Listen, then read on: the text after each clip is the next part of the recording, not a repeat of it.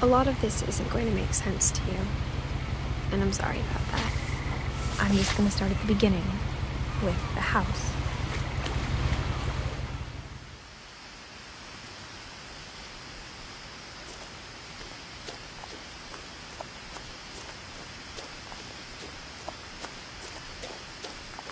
I lived here until I was 11, but I wasn't allowed inside half the rooms.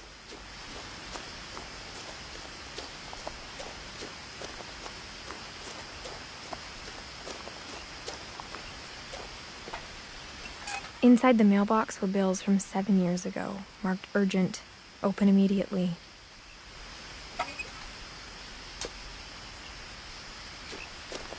I hadn't been back since my brother Lewis's funeral.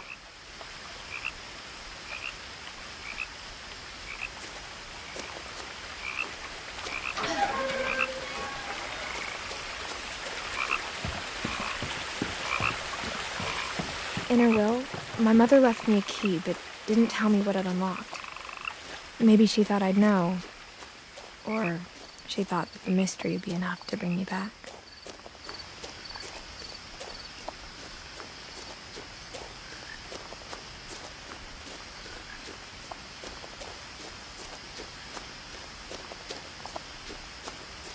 No one had driven this way in a long time, but I saw a few hoof prints.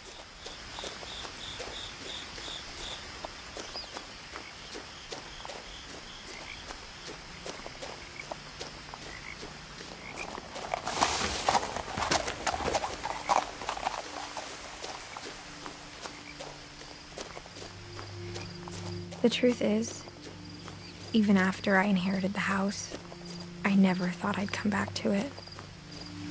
But now I had questions about my family that only the house knew the answers to.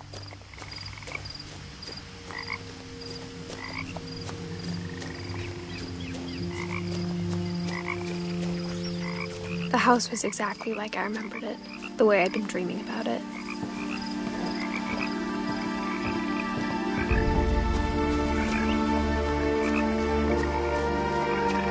As a child, the house made me uncomfortable in a way I couldn't put into words. Now, as a 17-year-old, I knew exactly what those words were. I was afraid of the house.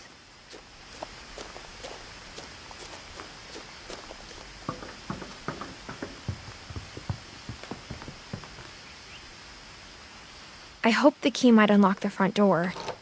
It didn't.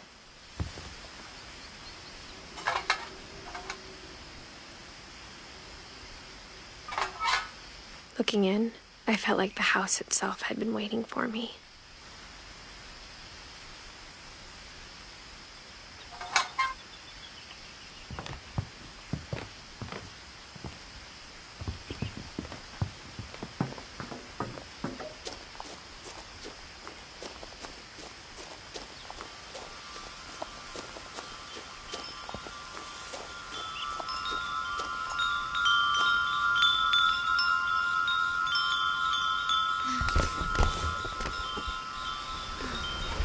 Crawling through the doggy door used to be a lot easier when I was 11. The power had been turned off the night we left.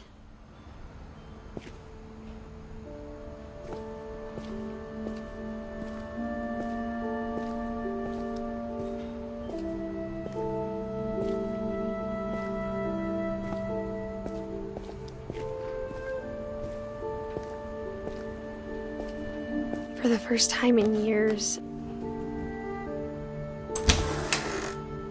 I felt like I was home. But instead of a family, there were just memories of one.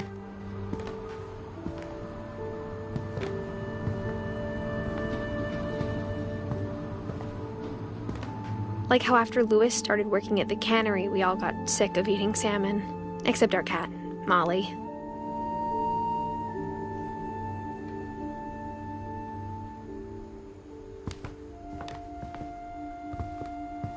Or how only one restaurant would deliver to our house, so we had Chinese a lot.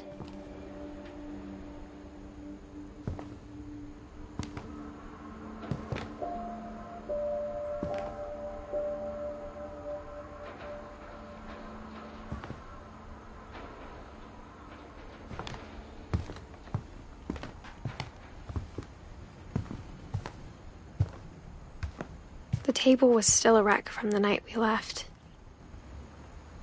It was like a bomb had gone off, killing everyone but sparing the furniture.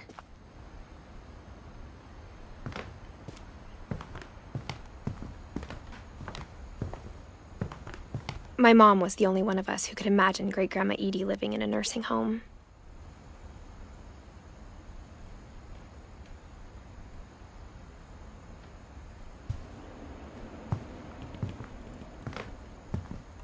Nothing in the house looked abnormal. There was just too much of it, like a smile with too many teeth. Even the fireplace had a story. Edie told me the bricks came from the original house, after it sank.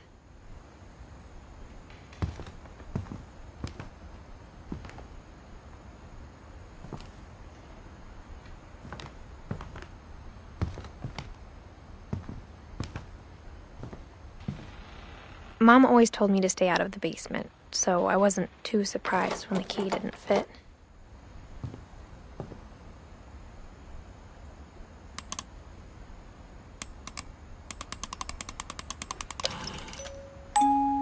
Great-Grandpa Sven built a music box for Barbara, along with the rest of the house.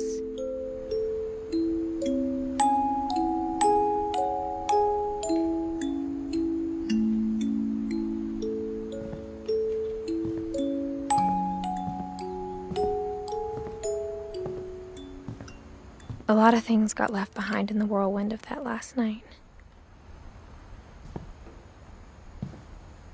My mom wasn't much of an optimist, but she never stopped believing that my brother Milton was alive.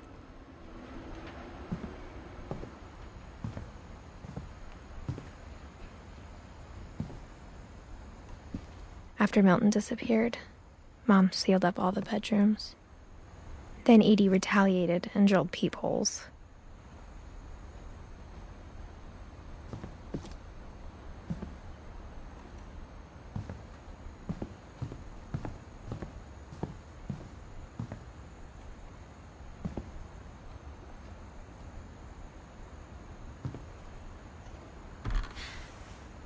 The last time I was in Edith Sr.'s room, I was 10 and she was painting my portrait.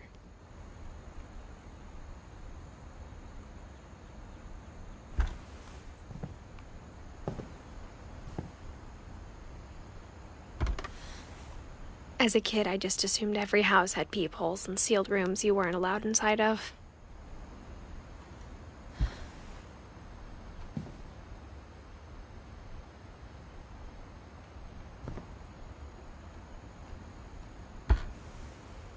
My Grandpa Sam spent 7 years sharing a room with his dead brother, Calvin.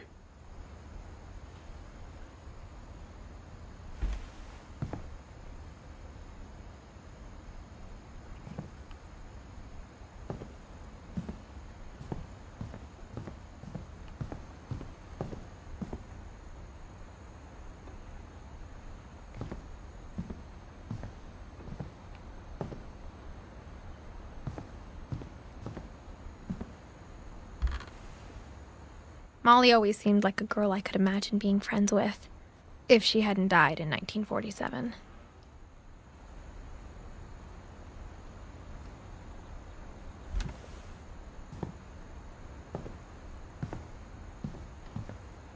I spent a lot of time playing in Great Uncle Walter's room. I think my mom sometimes regretted not sealing it up. Lewis told me there were secret passages, but I never believed him.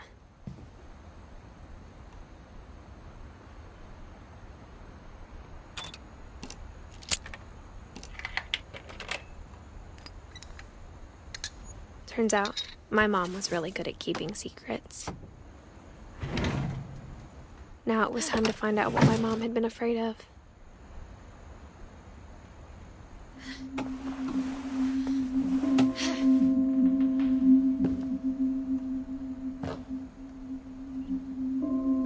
Reading this, maybe it sounds like I had a plan.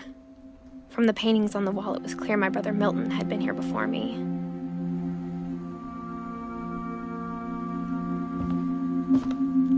but I had no idea what was behind that door.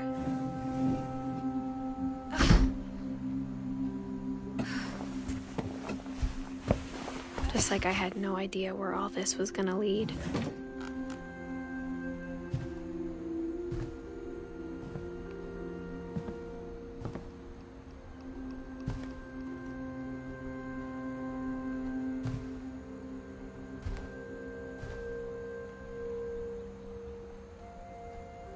I got the sense Edie had spent a lot of time here, before my mom sealed the doors.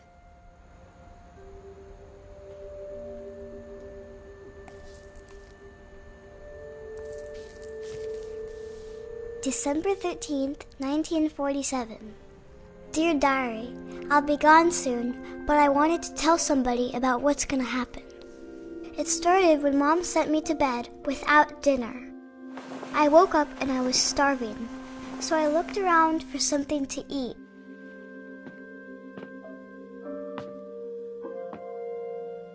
The gerbil food was dry, but I didn't mind it.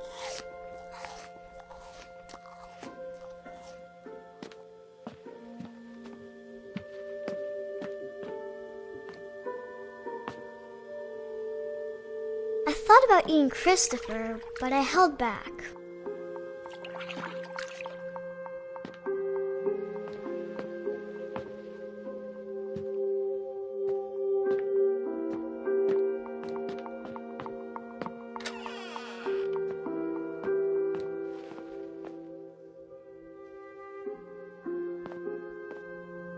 I ate a lot of things that night.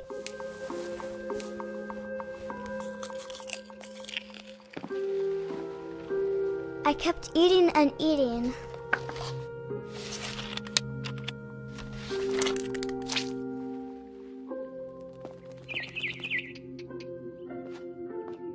Then I heard chirping outside my window. It was a barn swallow going back to her nest. I reached out for her.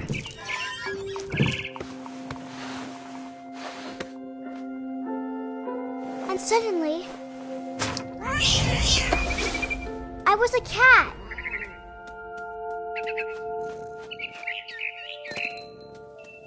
I tried to be quiet, but the bird was really scared.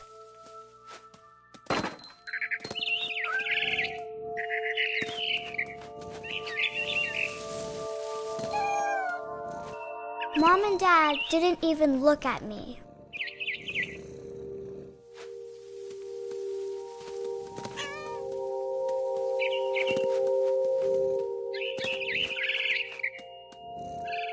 I jumped and I almost got her.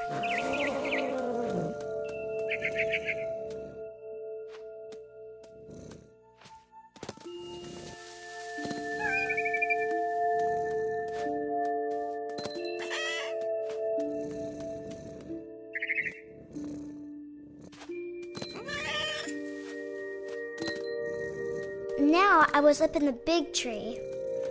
I promised Dad I wouldn't climb it anymore.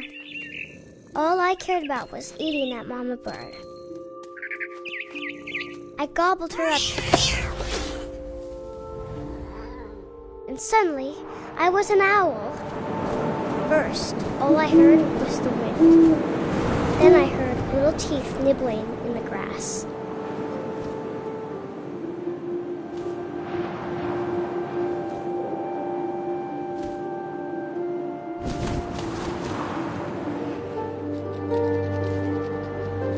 Rabbits.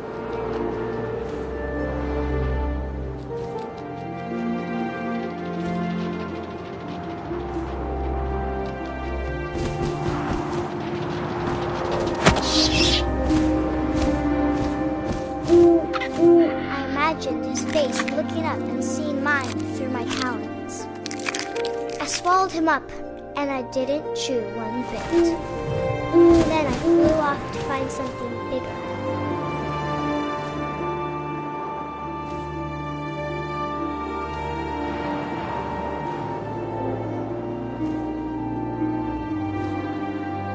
A mama rabbit.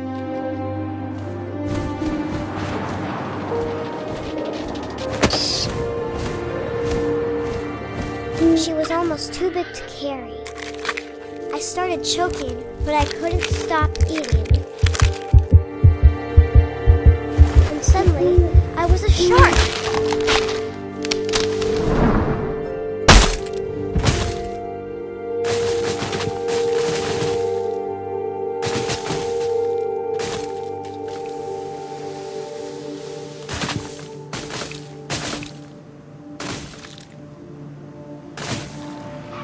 I rolled off the cliff and into the ocean. Now, I was hungrier than ever.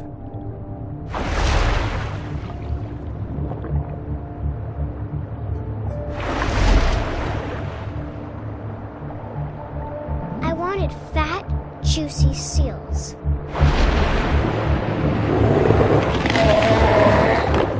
I tore off her flipper, and it tasted really good.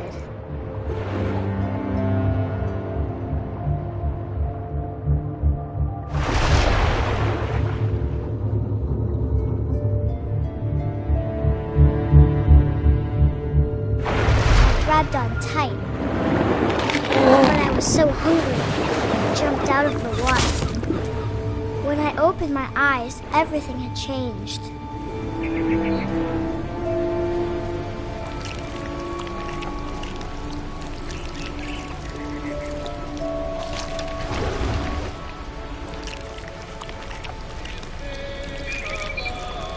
Now I was a monster, and I smelled people everywhere.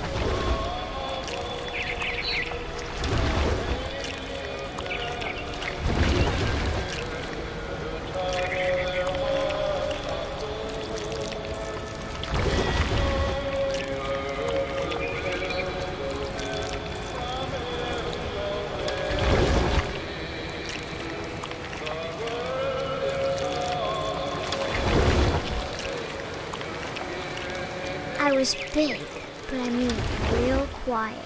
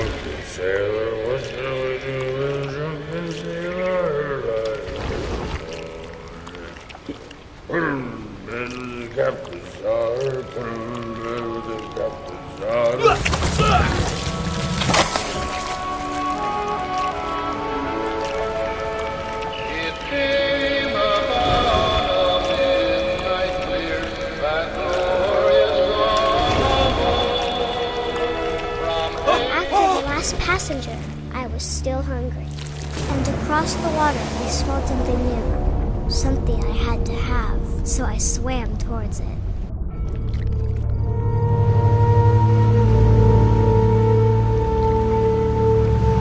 I slithered onto the sand, and the good smell went into an old pipe.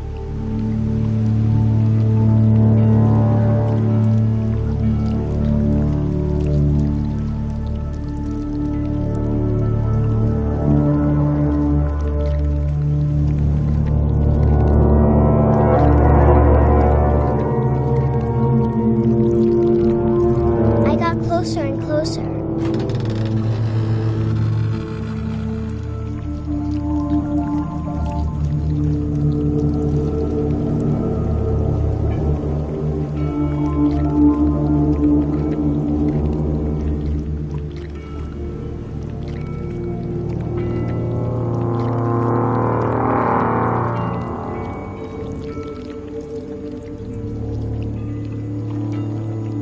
all my stomach started growling.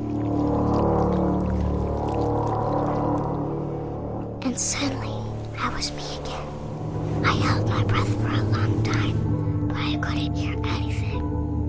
I think it's waiting for me to fall asleep. But it's not going to wait much longer. It needs to be, and we both know I will be delicious.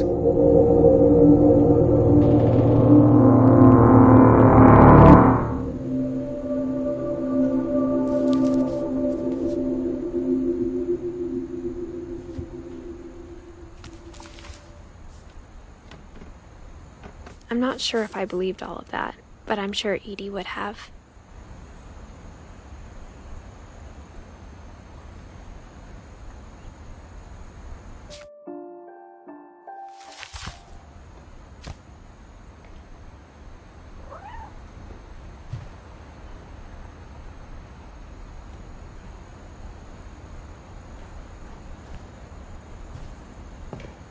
I can't describe it, but I felt like some part of Molly was still here.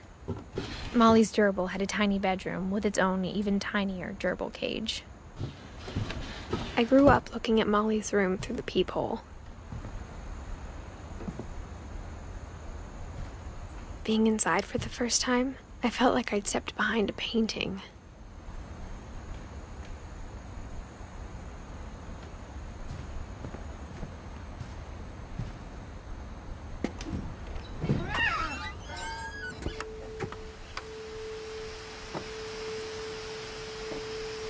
This will be obvious later, but my mom never told me any of these stories.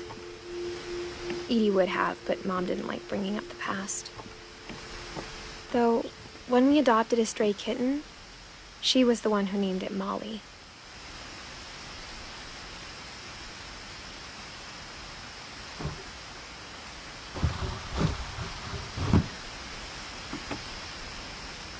I spent a lot of time in Great-Grandma Edie's room.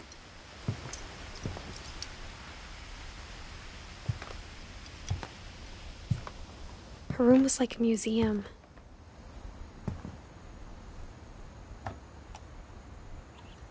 For 500 years, the Finches have been famous throughout Norway for their fortune and misfortune. Odin Finch buries the latest victims of the family curse, his wife Ingeborg and their newborn son, Johan. On January 7th, 1937, he set sail with his family and his house, hoping to leave the curse behind. But 40-foot waves off the coast of Washington send the house and Odin to the bottom of the sea. Odin's daughter Edie, with husband Sven and baby Molly, step ashore on their new home, Orcas Island. Odin Finch is the first to be buried in the new family cemetery. His daughter Edie is already dreaming of a new Finch house.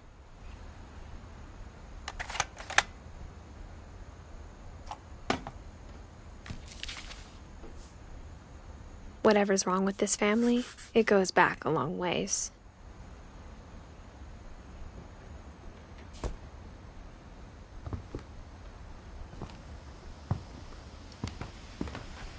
Louis died a week before we left, but Edie had already started to memorialize him.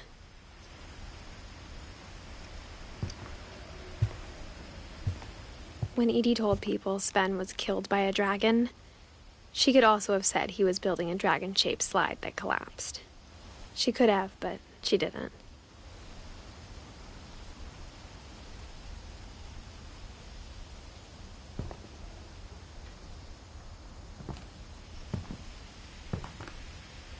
One summer, they evacuated the island, but Edie refused to go. For a few weeks, she was a celebrity.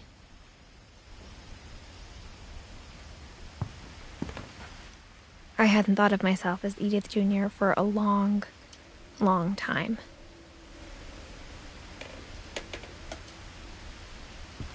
Edie gave a big interview about a mole man living under the Finch house. My mom was furious.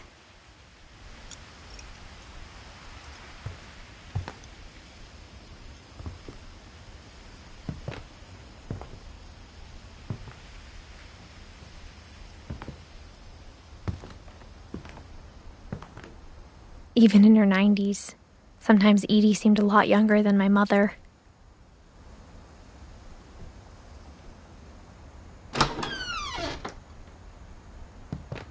The only trace Grandpa Sam's first wife, Kay, left on the house was the pink bathroom. It was a pretty big trace.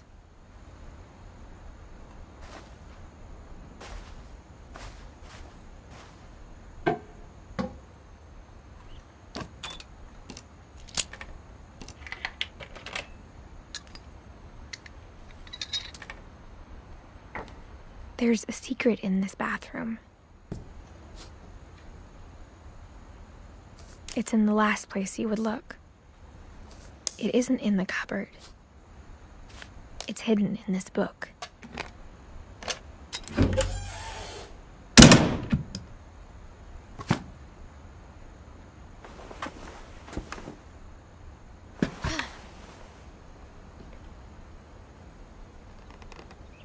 Sven gave Sam an old camera he'd refurbished. He never put it down.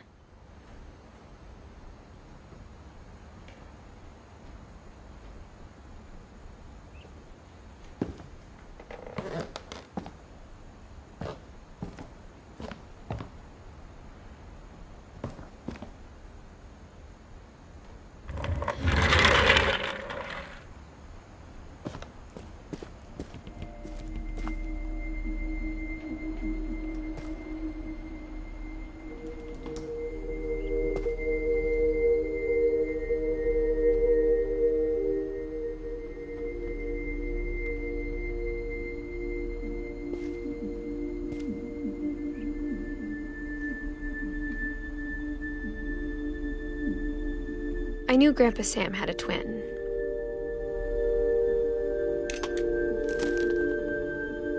And that he never talked about him.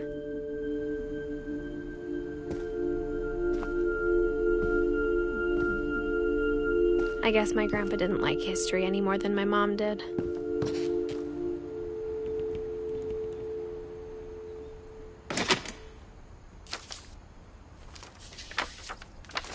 How I Want to Remember My Brother by Sam Finch. The thing I remember is that when he made up his mind, that was it.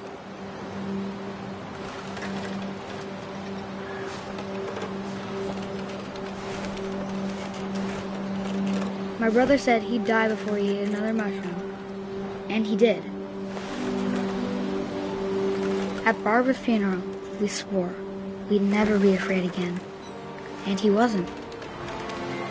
I think Calvin always wanted to fly.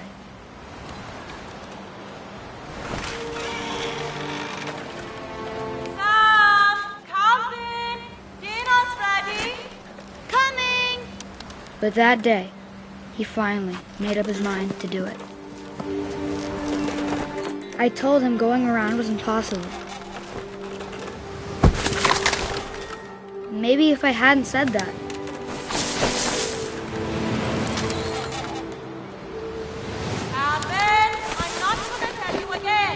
maybe if the wind hadn't picked up, then maybe he'd still be here. But I doubt it. I think he'd already made up his mind. That's what I want to remember about my brother.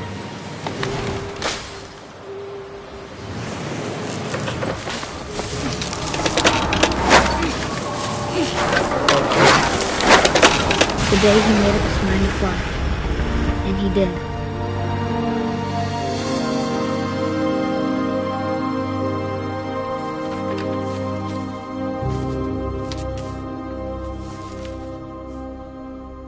Calvin's story felt strangely familiar. When I was younger, I remember trying to do the exact same thing.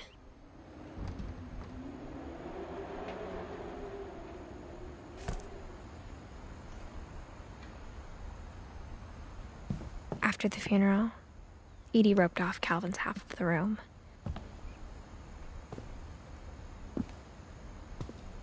Mom said Grandpa Sam enlisted at 18 and never set foot in the room again.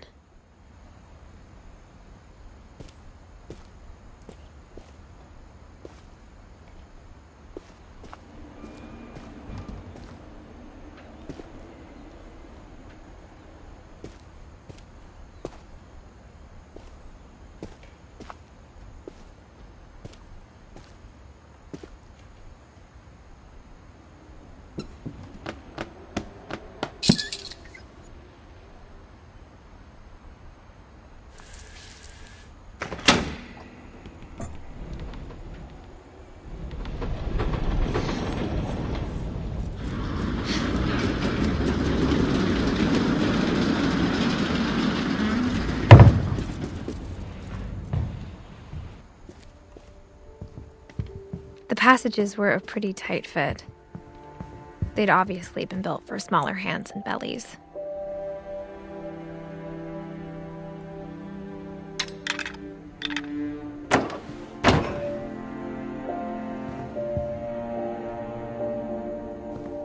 Edie's father, Odin, built the original house.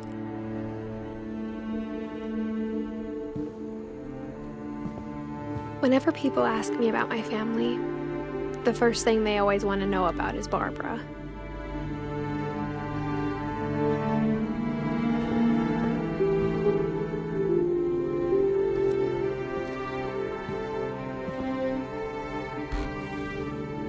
Barbara was a child star for 2 years, until America grew out of it.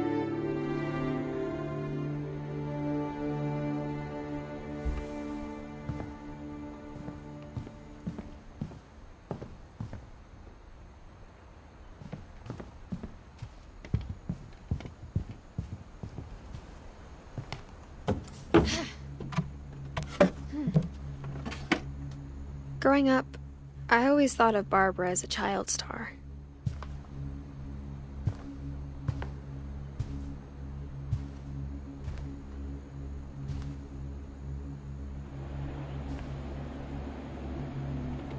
I never thought about how hard it must have been for her afterwards.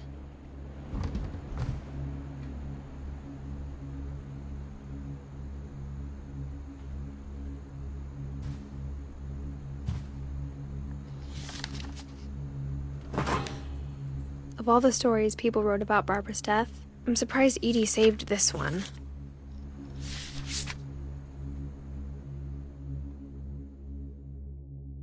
Old Jack here with another ghastly tale inspired by America's most unfortunate family. I'm calling it The Surprise Ending of Barbara Finch. As a child star, Barbara was famous for her scream. Now at 16, she was all washed up. A has-been. But in a lucky break, she'd been asked to perform her signature scream at a local convention for monster movie fans. It was just the boost her career needed. Unfortunately, her scream hadn't aged well. Getting better. I think you just need the right motivation. Her biggest fan and current boyfriend, Rick, was about to demonstrate when... Now that was a great scream. It was Barbara's father, Sven. He'd slipped into a table saw and had to be rushed to the emergency room. So Barbara got stuck babysitting her youngest brother, Walter.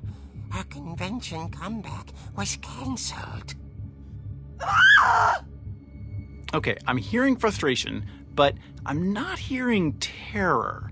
What if I tried... A gang of hoodlums in Halloween masks have been terrorizing Orcas Island tonight. Police are urging residents to... That came from the basement. You're right! Also, I loved your delivery on that. Why is your basement door locked? Because my dad likes making puzzles and secret passages. There's a key hidden in the music box. The secret is to keep winding and winding until finally the key pops out.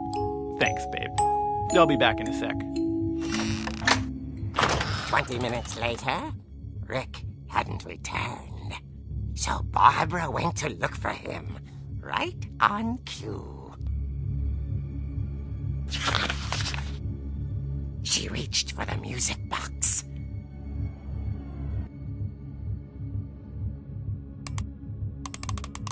And as she wound the key, she listened for Rick, but the house was silent.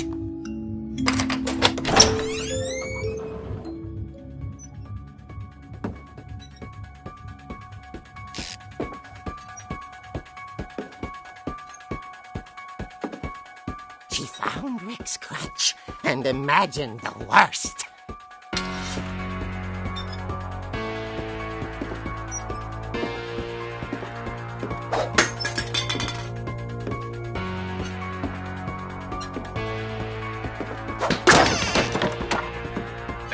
here is the infamous Hookman killer, Dr. Carl Hamill, who impaled and then ate his family 10 years ago tonight.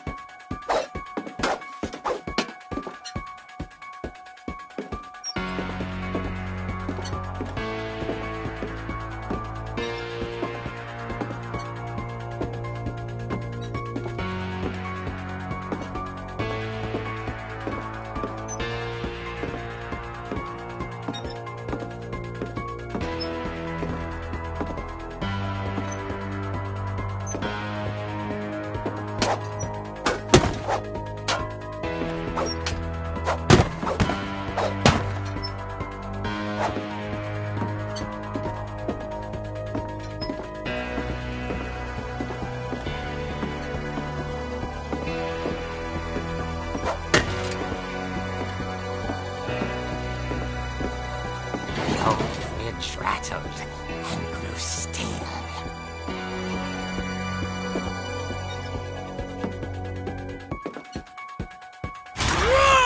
Oh dear! Oh! Rick? Barb, relax. I was just trying to scare you to help you find your scream. Well, I'm not scared, Rick.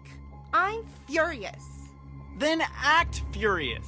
All I'm getting from you now is that you're hurt and confused and you're... She threw him out, but she kept a little something to remember him by. Barb, have you seen my other crutch? And she was still holding it when she fell asleep watching the late picture show. Hours later... Barbara! Walter, what's going on up there? Ah! Okay, I'm coming up, but if this is a trick, you're dead, Walter.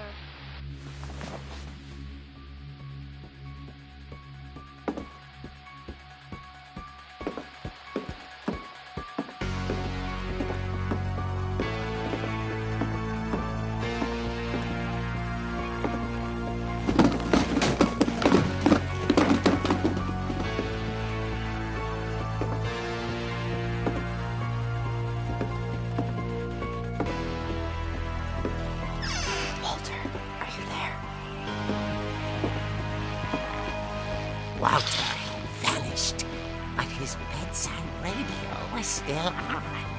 Orcas Island police describe the man as 6 feet tall, with a steel hook for a hand.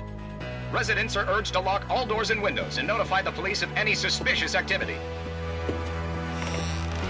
Barbara turned, saw the hook man, and was speechless. He was quite smashing. And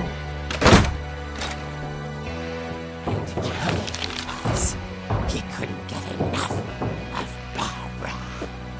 Okay, Barbara, there's gotta be another way out of here. That night, she played her part beautifully.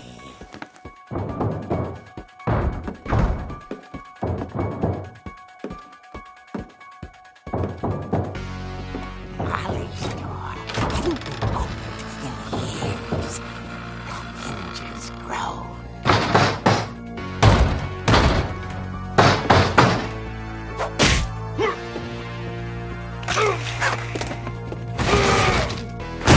He wasn't moving, but she sensed the story might not be over yet.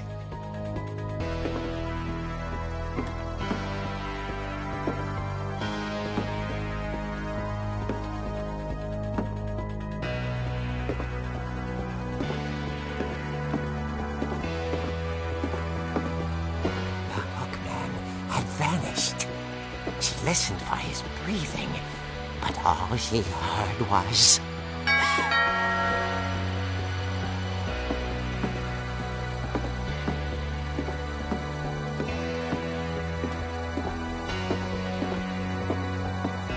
Someone at the door was dying to speak to young Barbara. At the door, she heard whispering. It was coming from inside the house.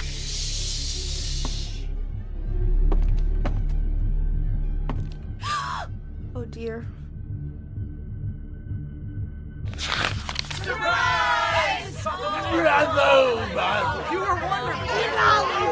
monsters had come to surprise her. For Barbara, it was a dream come true. Then she saw what kind of monsters they were, and she realized what was about to happen. She was going to be famous. And with her final breath, Barbara Finch gave the performance of her life.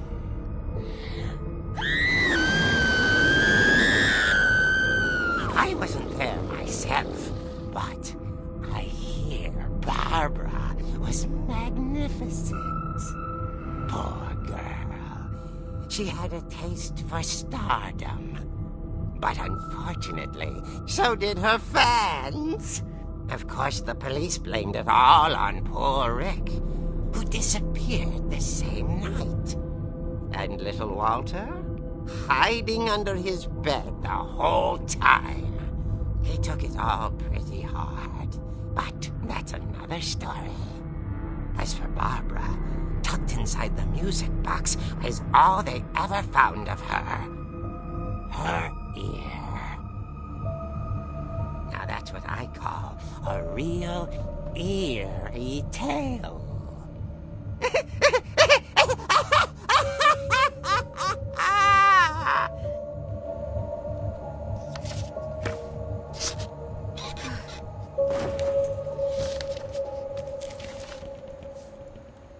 Edie told me all Barbara wanted was to be remembered, as absurd as that comic was. Maybe what Edie saw was a happy ending.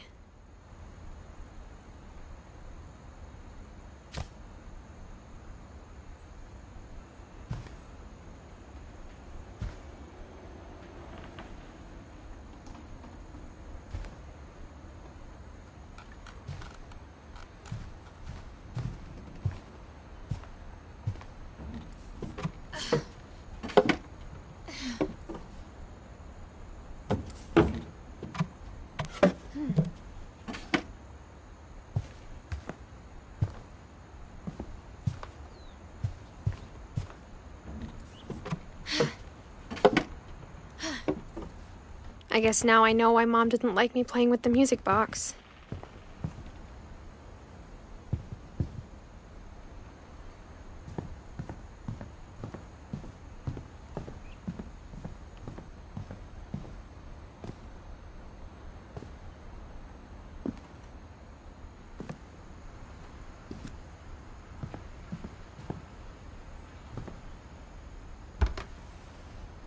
Edie told me once that every Finch who ever lived is buried somewhere in the library.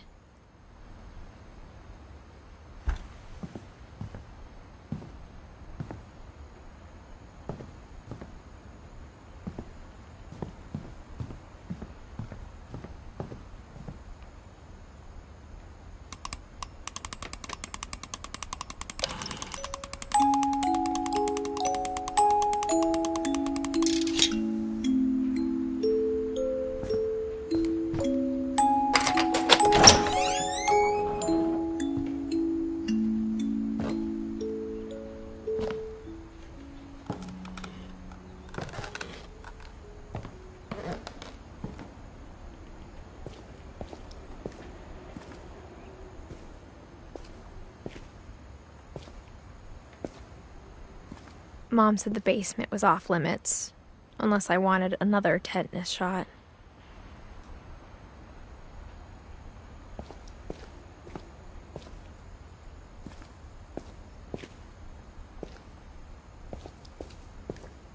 I saw Edie sneak down to the basement once, carrying packages.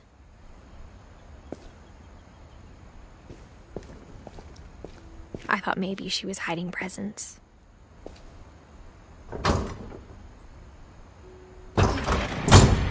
It turned out she was hiding a lot more than that.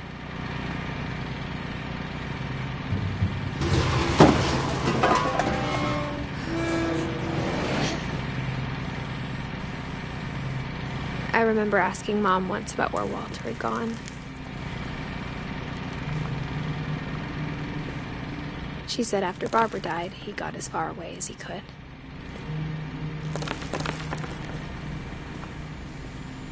If there's a pattern in all these stories,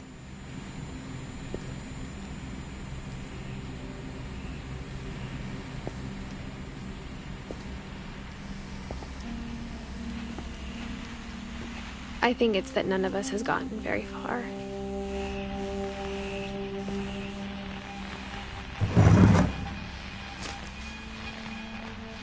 Goodbye, everyone. I can't believe I've been down here for 30 years.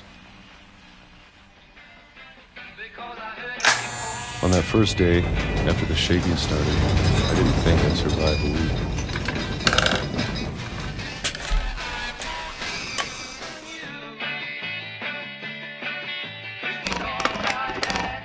But after a few days, I settled into a routine. That's what kept me sane. Having a schedule, living for today. I always expected to be dead tomorrow. But if you wait long enough, you get used to anything.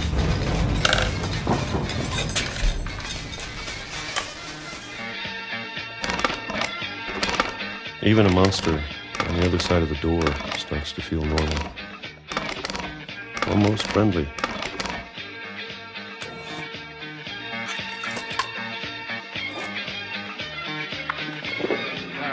And then one day, everything just stopped. Whatever that thing was, it was gone. Maybe it got tired of waiting. Or maybe I just got tired of being afraid.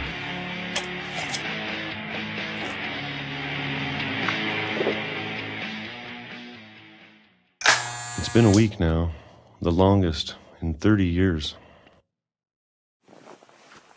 I'm done waiting. I have to leave while I still can.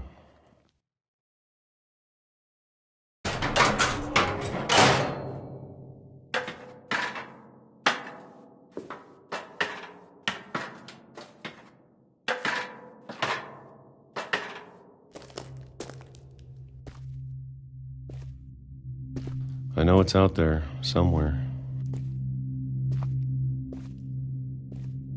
Whatever killed Barbara and Molly and Calvin. Maybe this is all a mistake. But I need to stop living the same day, even if it kills me.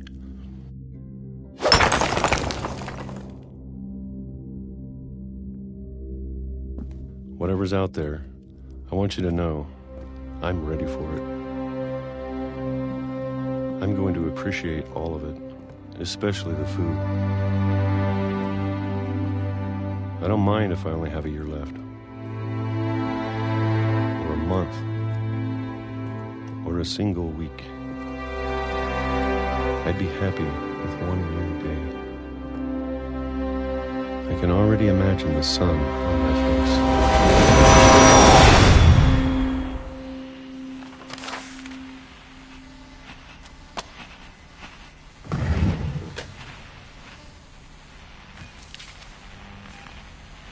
Walter died when I was 6. I can't believe my mom never told me he was down here.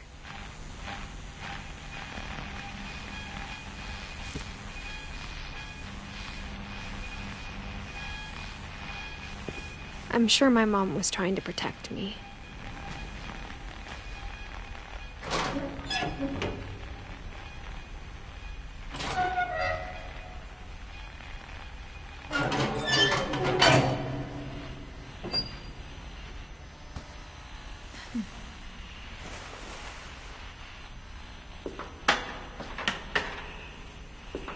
Maybe she was afraid I'd end up like Walter. But if she never told me about an uncle under the house, I can only imagine what else she was hiding. I don't want to make the same mistakes she made. Trying to bury something that's still alive. Now that there's only one of us left, or maybe two, I thought it was time I heard the stories for myself and found out what happened to everyone else. But now I'm worried the stories themselves might be the problem. Maybe we believed so much in a family curse, we made it real.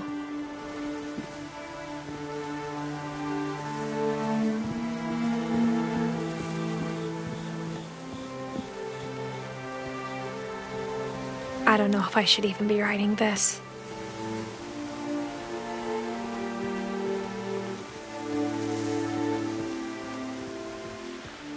Maybe it'd be better if all this just died with me.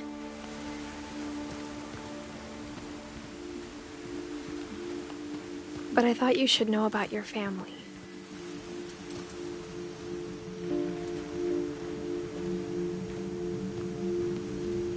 And the history you're a part of. Though to be honest, I feel as lost as you probably do right now.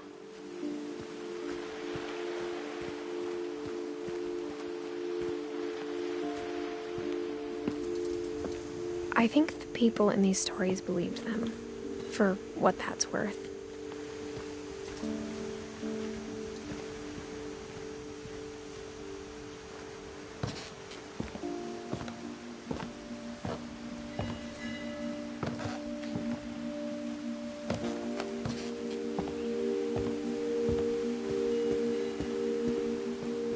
And when you look at the house, that history of imagination and stubbornness and madness, any of it seems possible.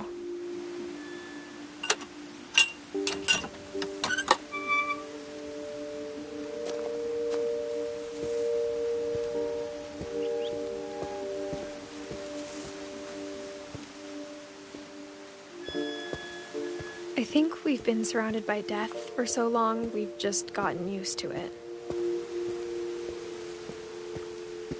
What kind of family finishes building a cemetery before starting the house?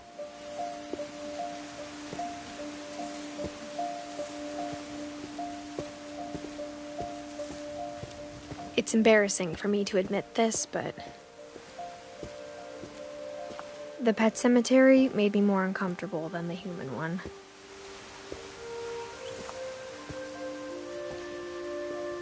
Three of the gerbils are mine, and 2 had been my fault.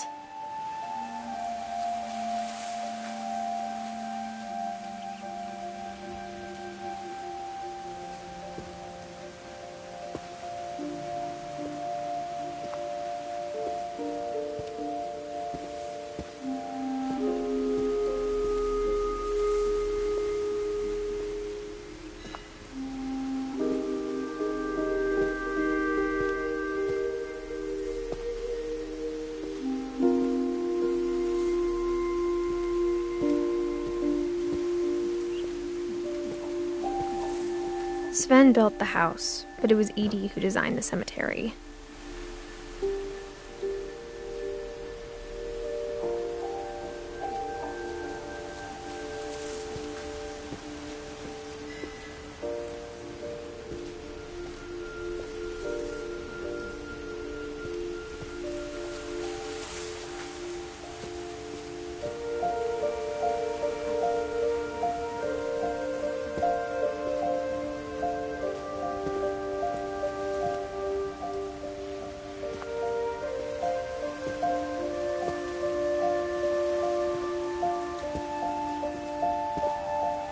I'm sure Odin's monument had been Edie's idea. My mom was always trying to move on, but for Edie, the past never went away.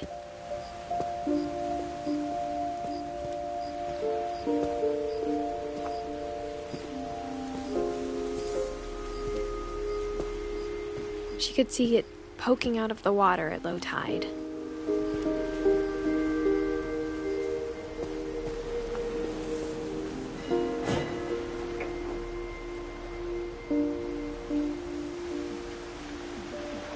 Edie said she dreamed about the old house every night.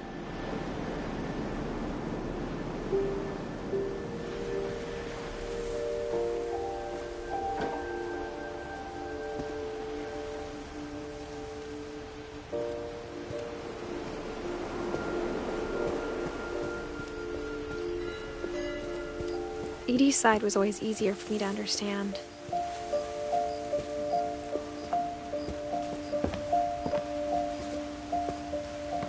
But the older I get, the more I can see where my mom was coming from. Her dad had been pretty strict, but it wasn't enough to save her brothers. She was just trying to do better.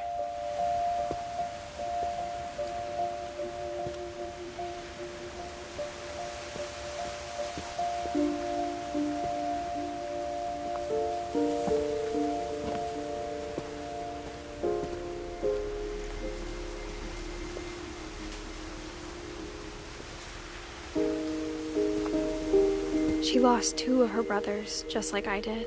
I get why she tried so hard to protect us.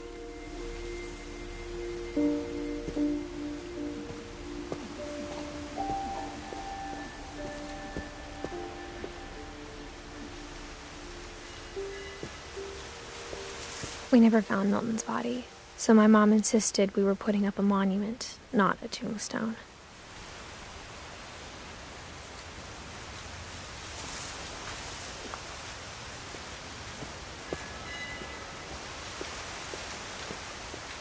There's so many things I wish I could ask my mom now. Part of me thinks this is what she wanted all along. For me to come back someday and find everything out for myself.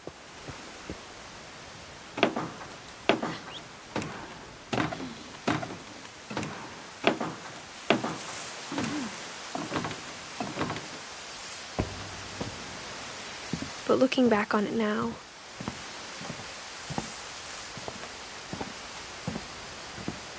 if she told me there was going to be so much climbing, I never would have come when I was 22 weeks pregnant.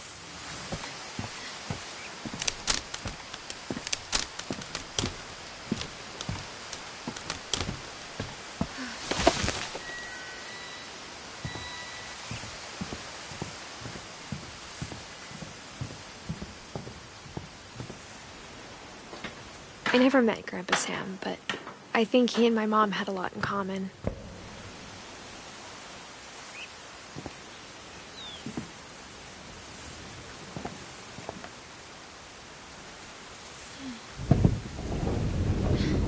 They were both pretty intense.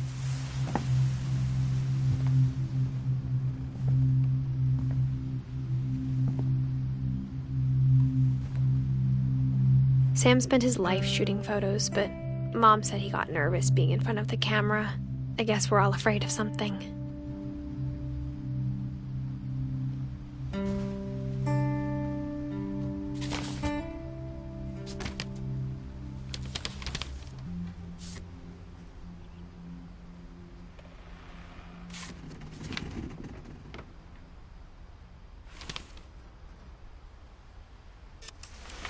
Dawn, I promise, you'll never forget this weekend. Yes, sir. These memories are going to last a lifetime. Mm-hmm. Am I gonna have to shoot anything? It's a hunting trip, Dawn. Shooting is strongly encouraged. Not quite.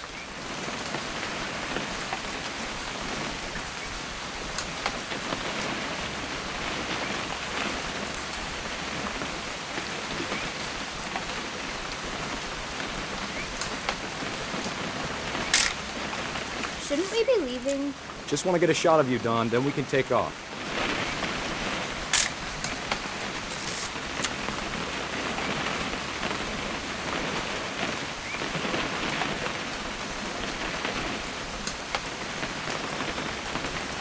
What? Perfect. It's gonna rain the whole weekend, isn't it?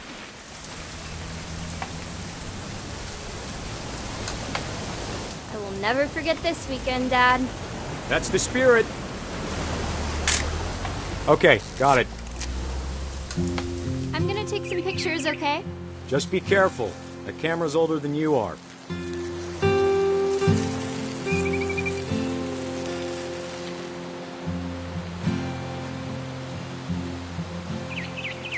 You're right, Dad. It's starting to clear up. Still freezing, though.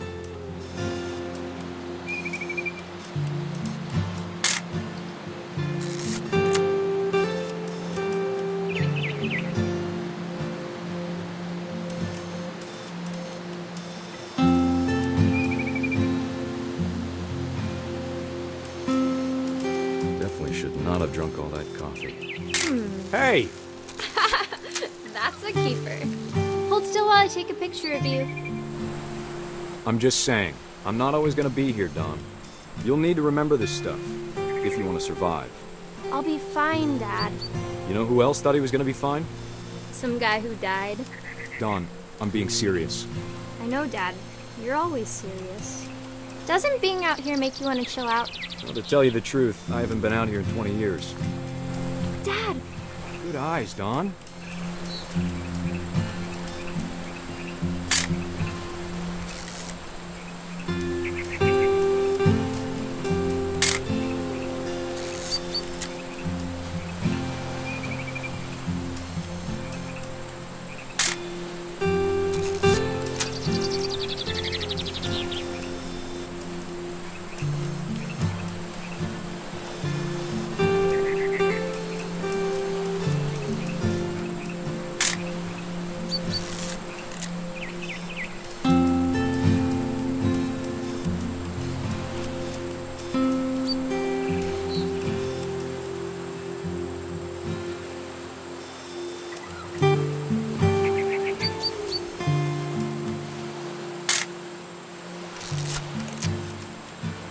Before you take the shot, let me get a picture of you.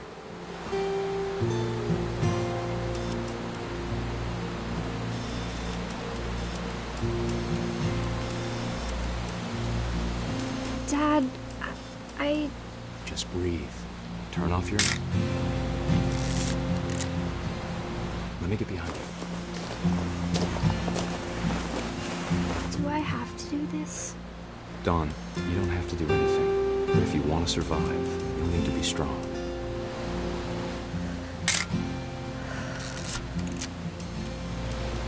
Now keep yourself squared up, elbows down, like we practiced, whenever you're ready. Great shot, Dawn!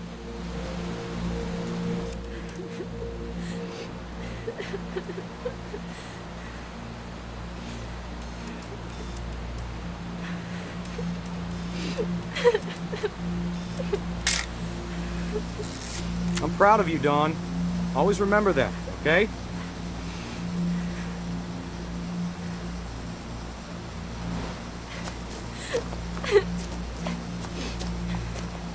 Sorry, Dawn. Just gotta reset the timer.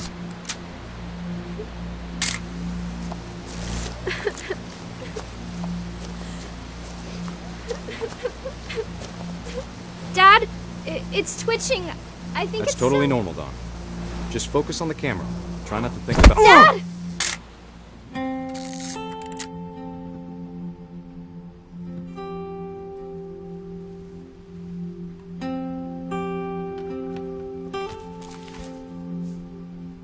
Of all these stories, that's the one I wish most that my mom had told me.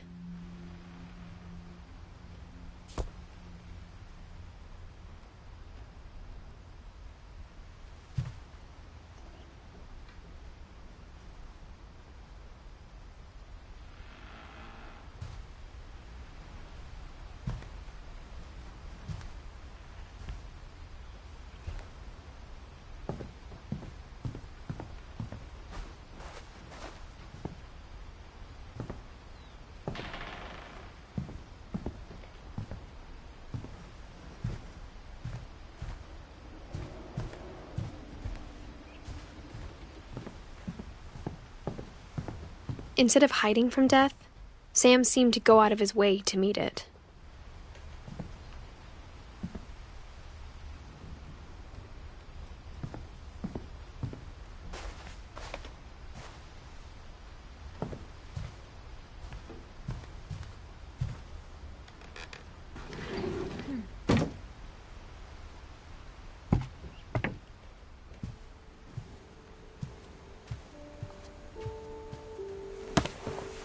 After Sam died, my mom and Edie got really close. They'd both lost a lot.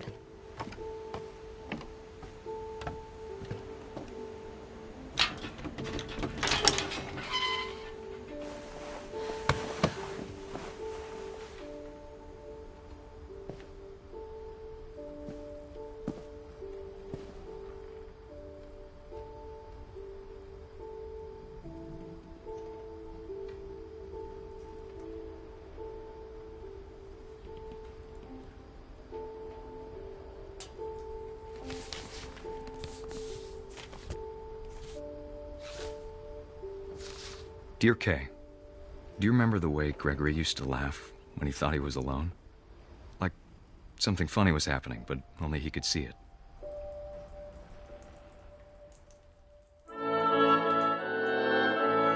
I think he saw things the rest of us don't.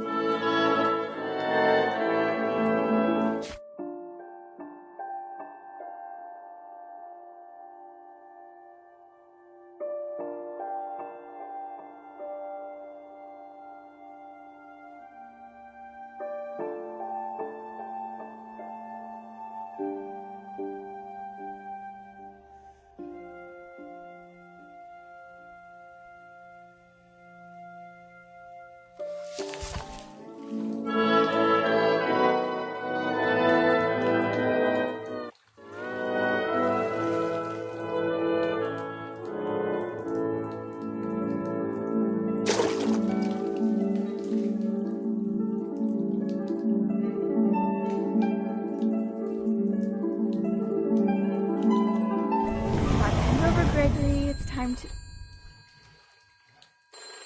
Hold on, sweetie. Hello? Sam, I told you I don't want to talk right now. I wonder what he saw. What his world was like.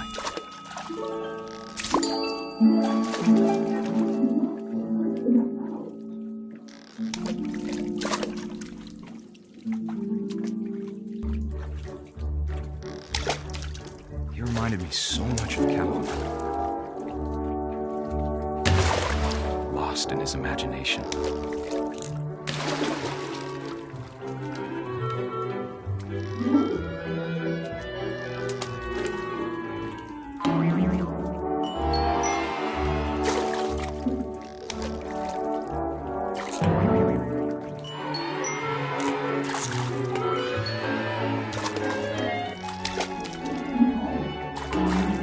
I know how silly it sounds.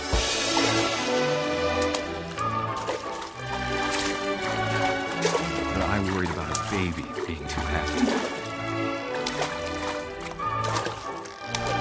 I could feel him slipping away.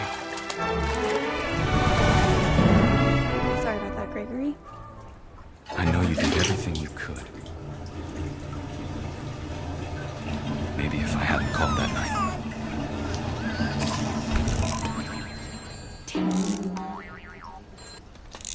Hold on, I don't want Gregory to hear this.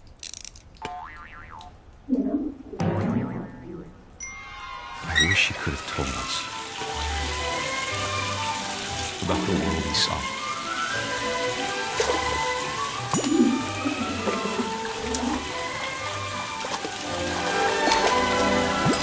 And there's so much I don't understand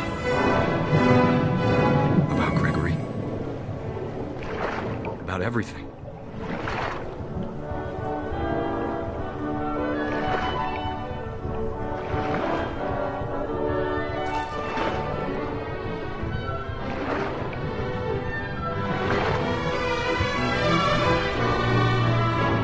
What happened wasn't your fault.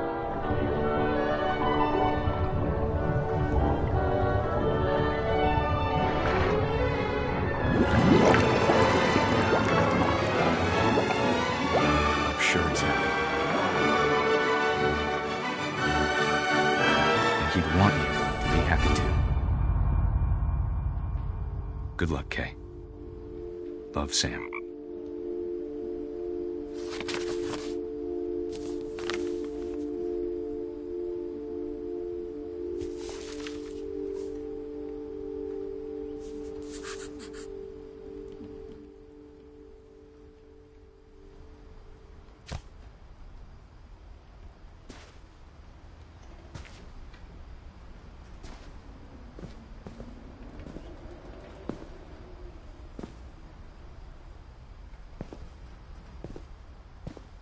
I can't imagine my mom ever writing poetry, and yet...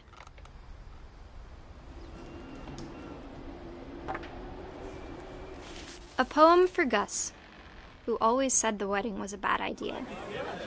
Our father never hit us kids, at least not very hard, before the day my brother said with teenage disregard that he'd be dead before he'd see a wedding in our yard.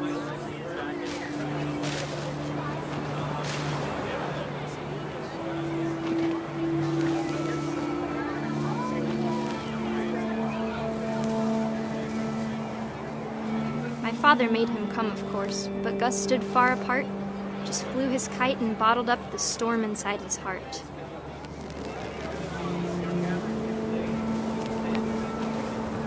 I tried to talk him out of it, but though he'd never met her. We don't need a stepmom, were the words that I now pronounce you husband and wife. You may kiss the bride.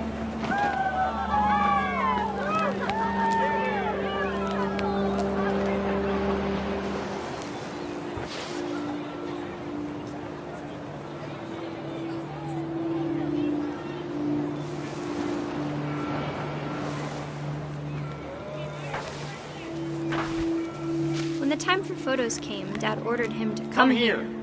But Gus declined and as a sign held up his middle finger.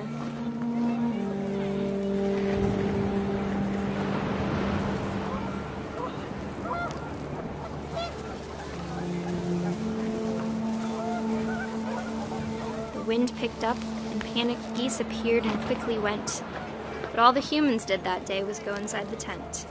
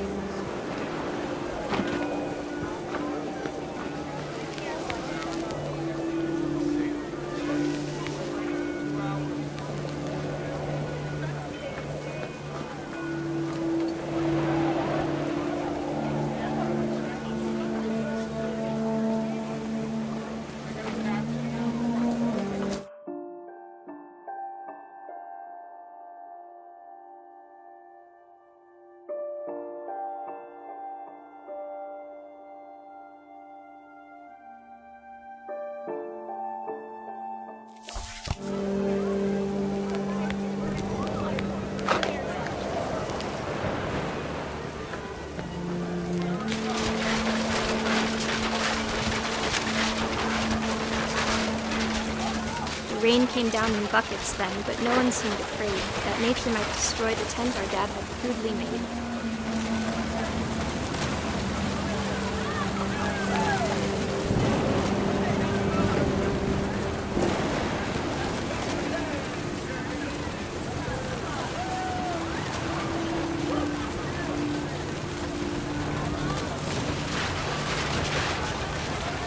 The thunder sounded much too close and full of angry power. But all my father said to this was, "Make the music louder."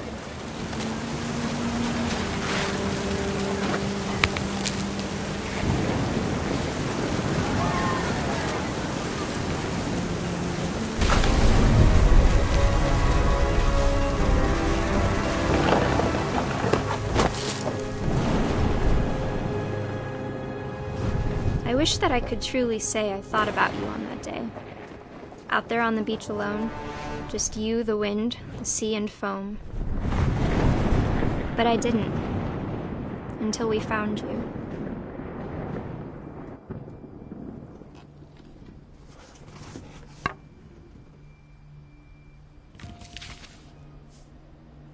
She never talked about him, but Mom told me once if I was a boy, they were going to name me Gus.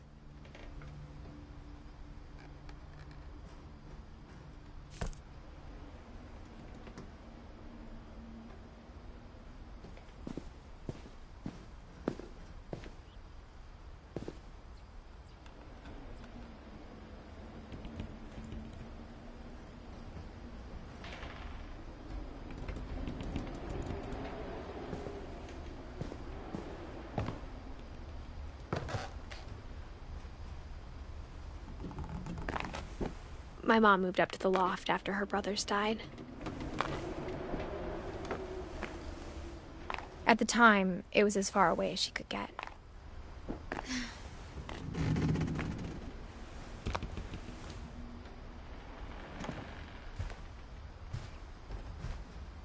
She spent a summer building houses in Calcutta, where she met my dad, Sanjay.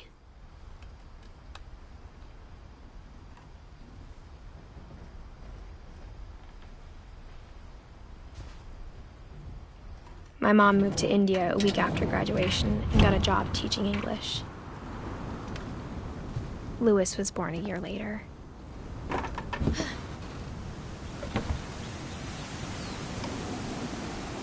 When my dad died, I don't think Mom knew where else to go. I'm sure Edie was happy to have her back.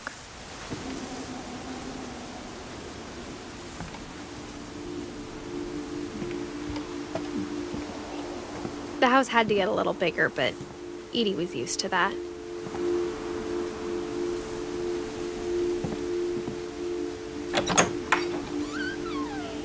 And for a while, things were good, almost normal. But it didn't last.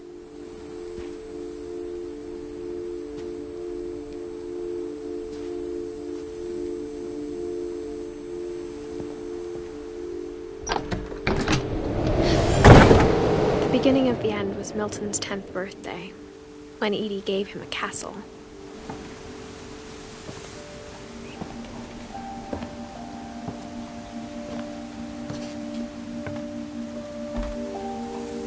After Milton disappeared, the only thing he left behind was a room full of paintings.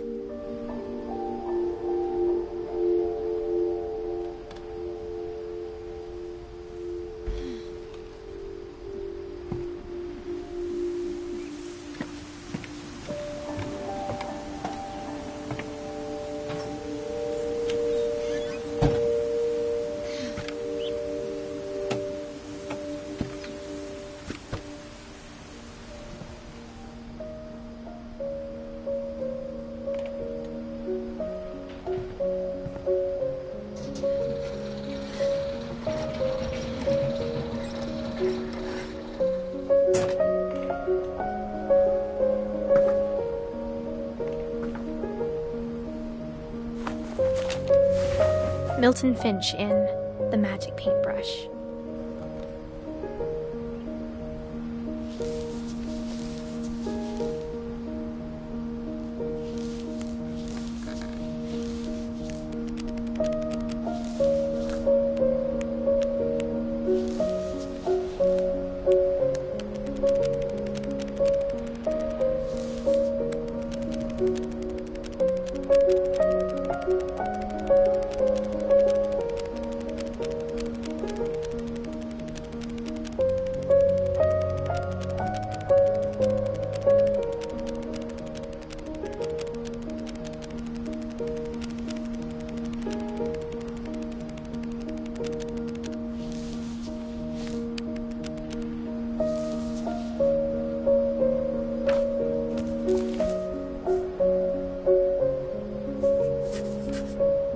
I was 4 when Milton disappeared.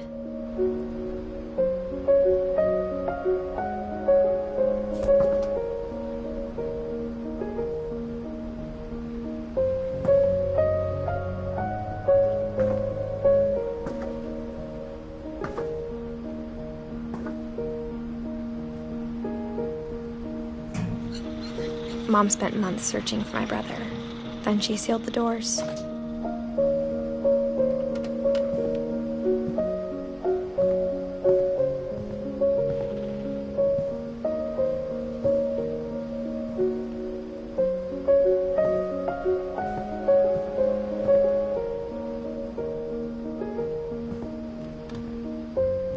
Whatever Milton had found in the house, Mom didn't want it getting out.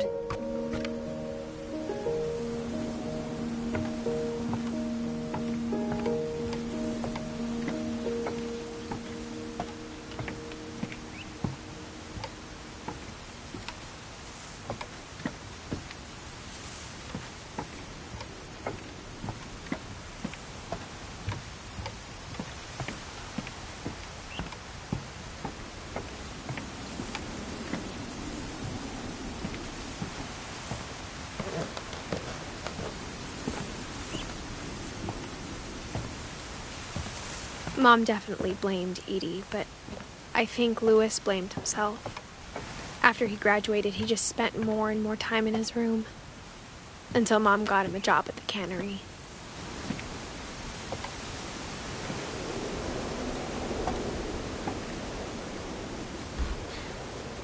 Everyone always told me to stay out of Louis's room, except Louis.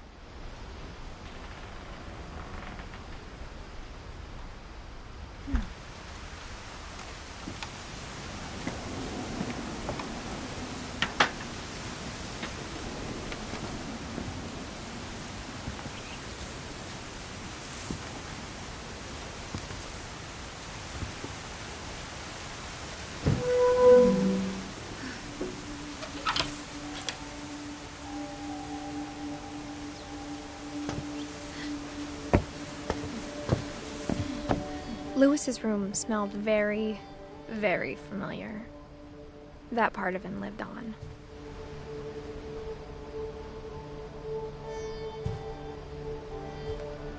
He was so proud of being Indian. I think for him, it was a way to be something other than just a Finch.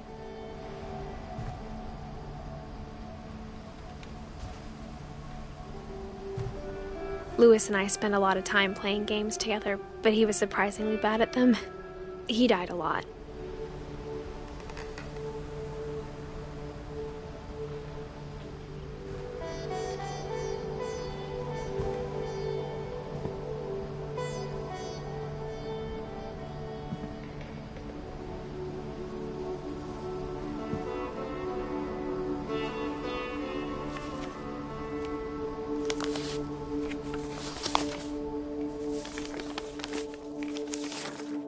Dear Mrs. Finch, as Louis's psychiatrist, I can understand your desire for an explanation. As I see it, the trouble began in January, shortly after we convinced your son to seek treatment for substance abuse.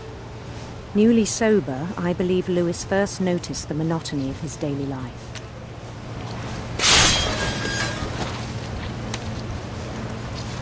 He kept working at the cannery, but he withdrew part of himself. In our sessions, I saw the same behavior. His mind began to wander. I asked him to describe it.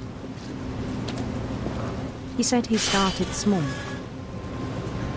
imagining a labyrinth. He'd feel his way about. Then something moved. Bats and toads.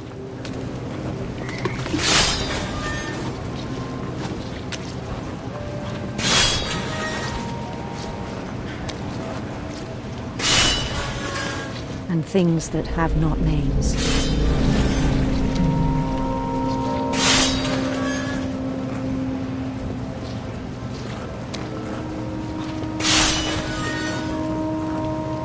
He knew it was all in his head. But he took it very seriously. I had hoped he'd find himself.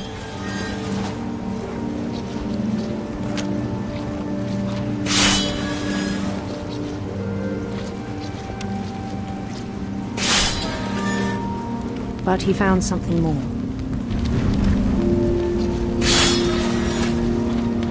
I worried about him then.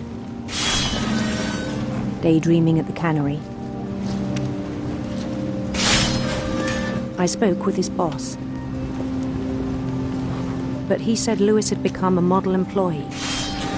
Methodical, tireless, focused. Like a whole new Louis. so I let him go on.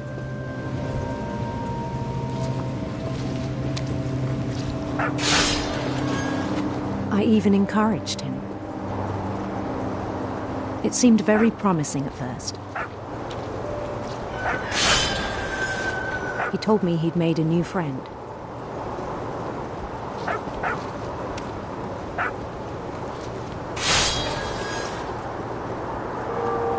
On the edge of a city he named Louis Topia.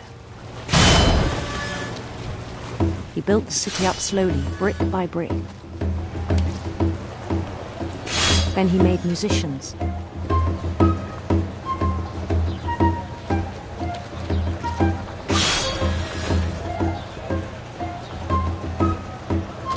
And songs for them to play. He talked about starting a band. And he was always humming something. Every day his imagination grew stronger.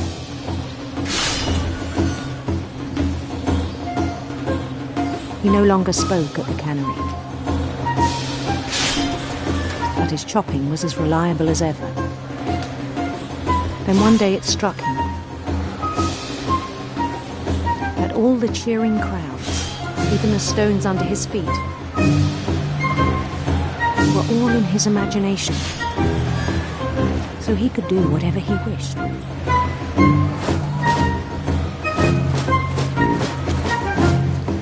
He held an election for mayor. And he won.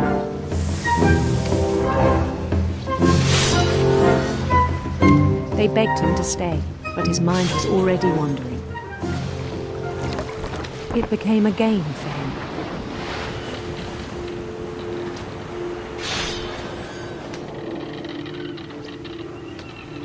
He'd conquer a city, then immediately push on. New Louisville.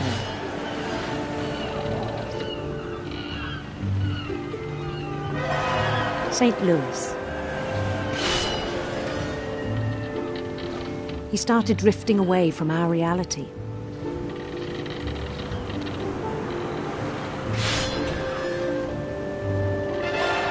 Minneapolis, until one day he forgot to go home from the cannery.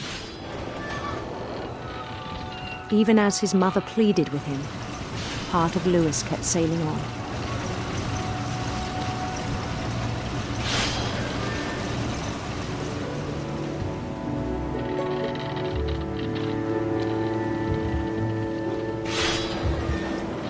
In Louisburg, he heard rumors of a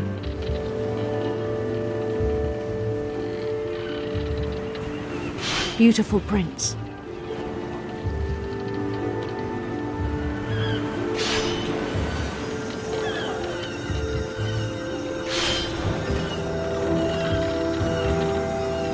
The prince was on his own quest for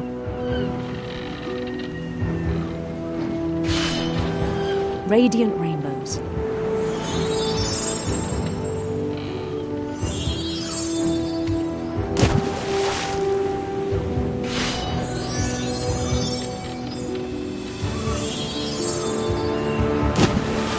He followed the sound of his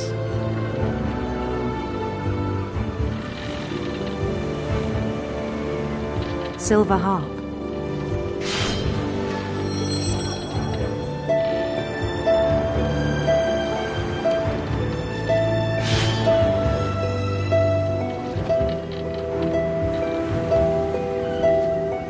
His chase led him to a golden palace east of the sun and west of the moon. Even then, his logic remained sound. He knew the world was all in his imagination.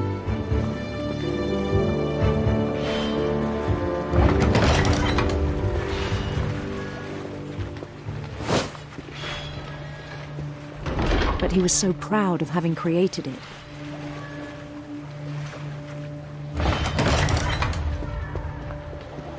In his own eyes, he'd become something greater than a king.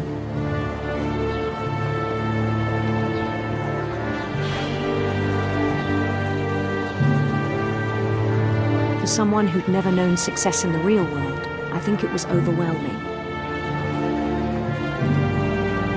And then it struck him that the real Lewis was not the one chopping salmon, but the one climbing the steps of a golden palace.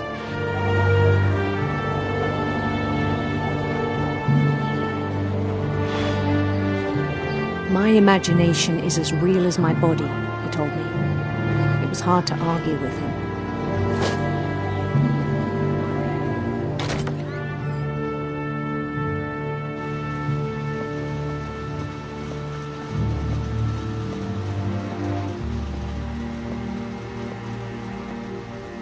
He began to forget the world we know.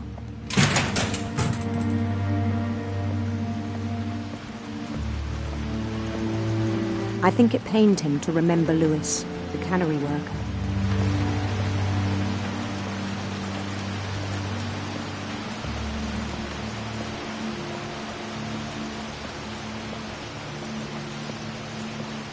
He began to despise the man with a royal contempt.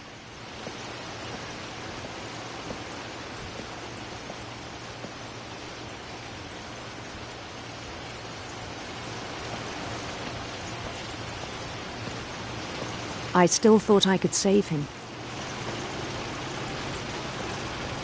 Even after he said he was being crowned king over all the lands of wonder. The palace would be packed with his companions.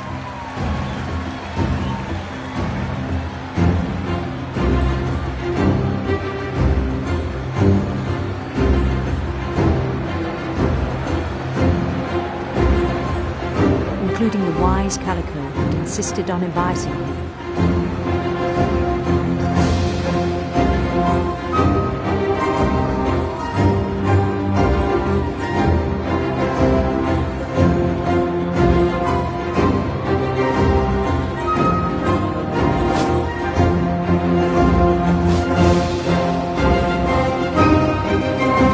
His prince waited, holding his crown.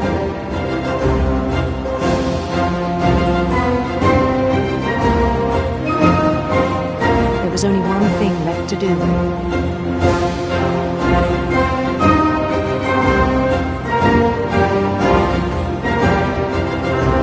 Bend down his head.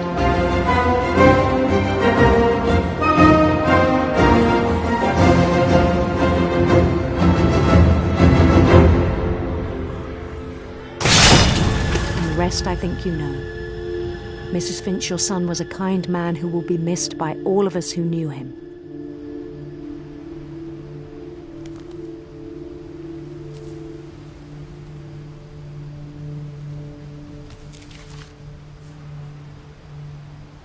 My brother was really cool. I wish you could have met him.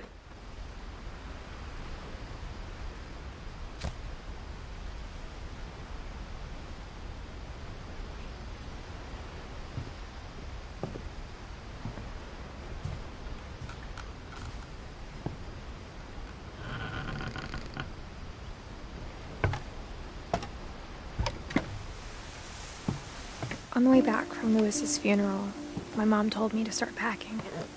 She waited until the day before we left to tell Edie. I'm not sure if she wanted to make it easier or harder.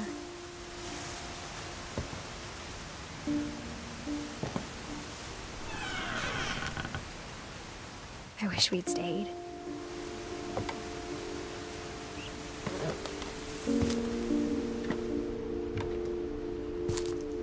But I understand why we left.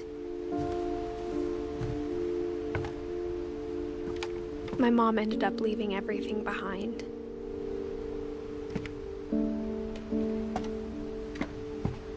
What happened that night had been coming for a long time. Maybe it should have come sooner.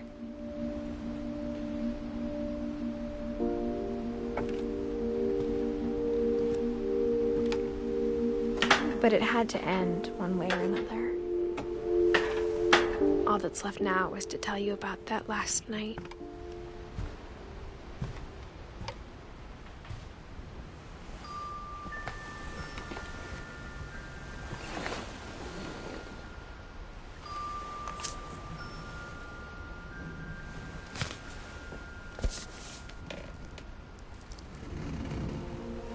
That whole last day, Edie just watched us pack and didn't say a word.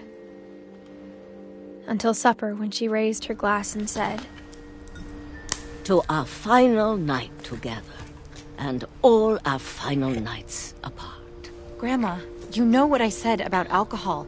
Some of your medications are very Edith, specific. I left a present for you in the hallway. Why don't you go open it? The grown-ups have to argue now. I'm sorry, you're right. We're all leaving tomorrow. Let's just enjoy our last... I'm not leaving. Edith, you're excused.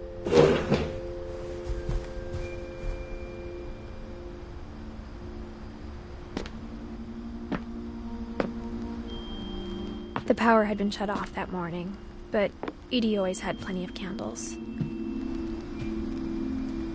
When my mom sealed the library, I don't think she knew about the other entrance.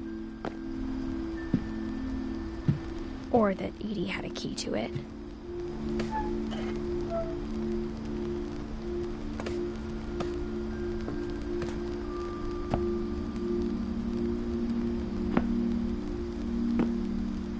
That thing you're afraid of isn't going to end when you leave the house.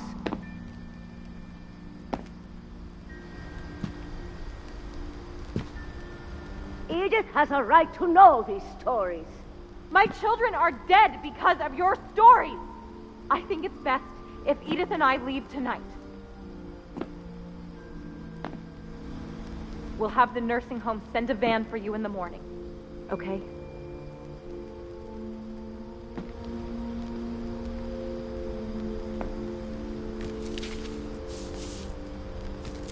Dear Edith, there's so many stories I wish I could tell you, but there's only time for one.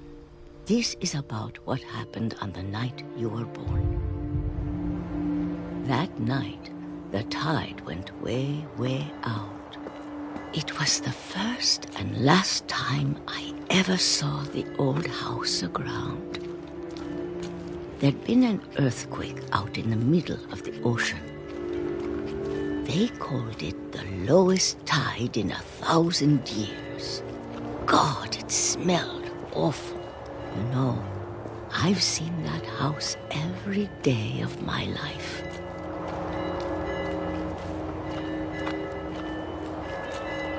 But I never thought I'd go back to it.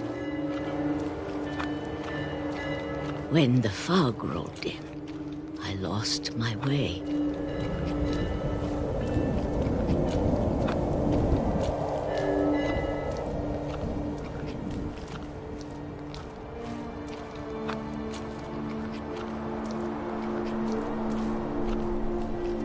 I got turned around.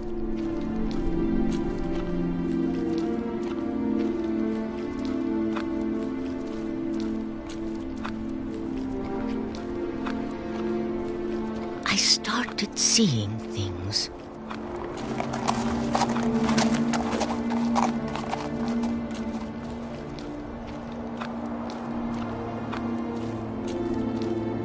Things I'd forgotten had ever existed.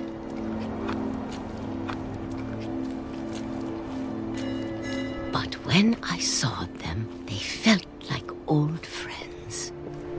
That night, a lot of things came back to me. Or maybe I came back to them.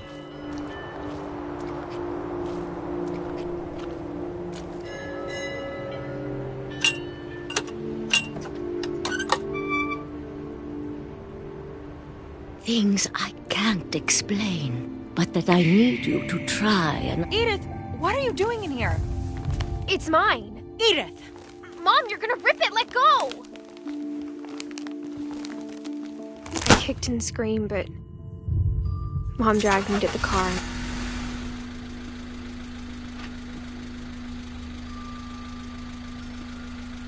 I never saw Great-Grandma Edie again. The next morning, the van came to pick her up, but she was already gone. After that, we moved around a lot.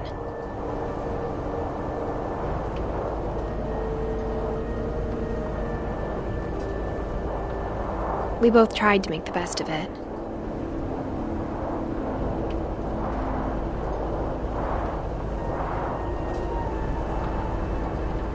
A few years went by.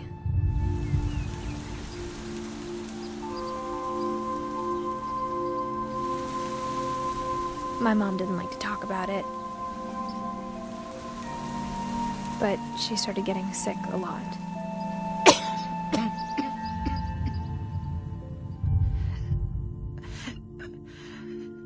She got better for a while, and then she didn't. And then I was alone. The last Finch left alive.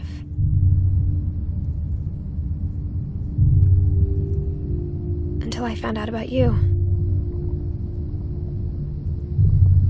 I'm still not sure what to tell you about all this. If we lived forever, maybe we'd have time to understand things. But as it is, I think the best we can do is try to open our eyes. And appreciate how strange and brief all of this is.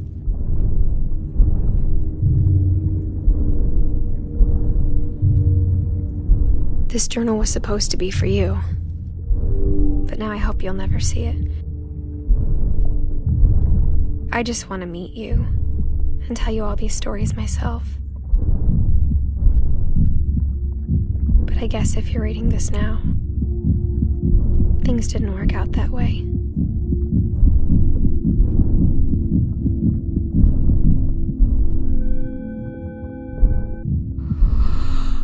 This is where your story begins. I'm sorry I won't be there to see it. It's a lot to ask, but I don't want you to be sad that I'm gone.